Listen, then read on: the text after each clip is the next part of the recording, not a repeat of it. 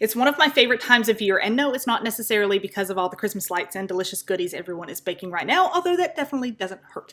In business, it is time for an end-of-year review and planning for next year, and that makes me happy. So let me share some of that excitement with y'all and give you the rundown of how you can do a review of 2021 and start getting your plans together for 2022.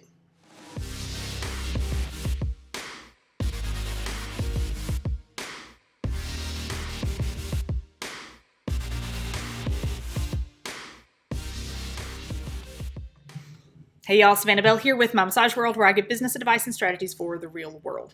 If you haven't done an end-of-year review before, here is the basic rundown of what you need to be doing over the next couple of weeks to properly close out this year and prep for the next. So to close out 2021, number one, you need to review the plans and goals that you had for this year and see how you've done. So look all the way back at January to what you were doing and what your goals were for this year. Did you reach those goals? Did something happen this year that threw a wrench into things and made you make some major changes to those plans?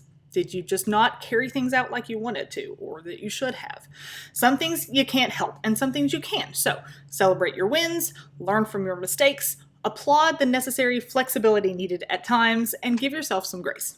But it's still important to take stock of what went right, what went wrong, and what you can do to get even better going forward. Number two, catch up on any bookkeeping and metric tracking that you're behind on.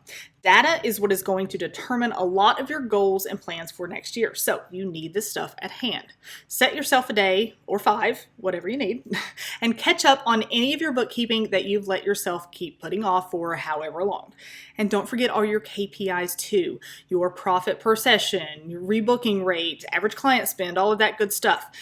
Add up, calculate, and get those numbers in front of you per month, per quarter, and for the year.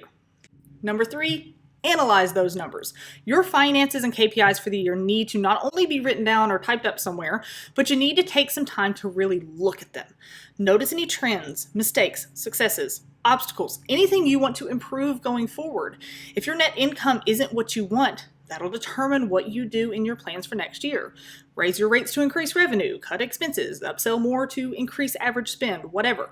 You're not going to be able to make really clear plans unless you have a really clear understanding of those numbers. And number four, check in with your current business plan. Your branding, your pricing, your ideal client, your services, all of those components that make up your business as a whole. Is everything still how you want it? Or are there changes you'd like to make moving forward? And most importantly, what data is showing you those changes are actually necessary? Now, prepping and planning for 2022. Number one, prepare everything for tax season so you can just get that out of the way early. I mean, there's nothing quite like rushing a packed box of receipts over to your accountant the day before the tax deadline, but it's not exactly ideal, right? So, since you took that time to catch up on all your bookkeeping and your financials should all be sorted, go ahead and prep anything else that you need for tax season so that you can just send it over to your accountant or plug in the numbers if you do it yourself and be done with it as soon as possible once the new year rolls over. Number two, create a new marketing strategy for the new year. Check in with what your ideal clients are doing and planning. Check what events are going on next year in your community. Mark any holidays or seasonal stuff that you want to do. Check out how local businesses have gotten eyes on their marketing in the past and start really putting together a real strategy for next year. A general overview to start is great, and then break it down by quarter, then month, then week. Number three, schedule any upcoming changes. So remember, you did a review of your business plan, seeing if your pricing, your ideal client, your branding, all that stuff was still good to go. Well, if you want to make any changes to any of it, put it in your schedule. No excuses. It's a deadline that has to be met. Number four, mark all regular events that you'll attend or are interested in attending, whether that's local community events, promotional stuff going on in your area, lunch and learn type things, employee appreciation days at this or that local business, whatever it is. Go ahead and mark everything in your calendar so it's not going to be forgotten going forward as you get busy in the day-to-day stuff of business and life. And lastly, number five, set very clear, very specific goals, whether that's a certain client number each week or month, a certain revenue or income goal, whatever.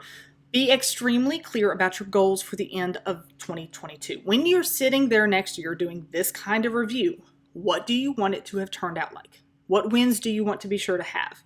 Now, Break that down by quarter, by month, and by week so that you're constantly staying on top of those goals and working toward them.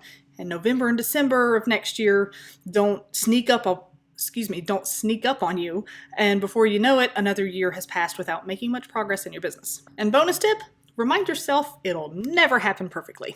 All of those plans and goals are great and really necessary, but we live in this wonderful world called reality, and in reality, life happens and plans can go up in smoke. So while I'm saying make all of the plans and push forward and do everything you can to reach those goals, also be flexible and give yourself some grace along the way if things don't go quite as perfectly as you hope.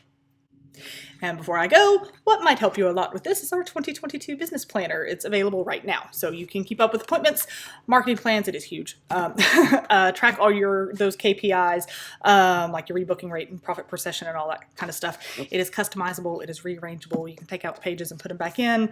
You make it smaller if you want. It'll work great for any solo therapist. So thank you so much for watching today. Be sure to check us out over at mymassageworld.com. Follow us on all your favorite social media platforms. Sign up for our emails. Join our Facebook group and keep an eye out for updates, business tips, free content, and all kinds of other goodies to help you grow your massage practice. See you next time.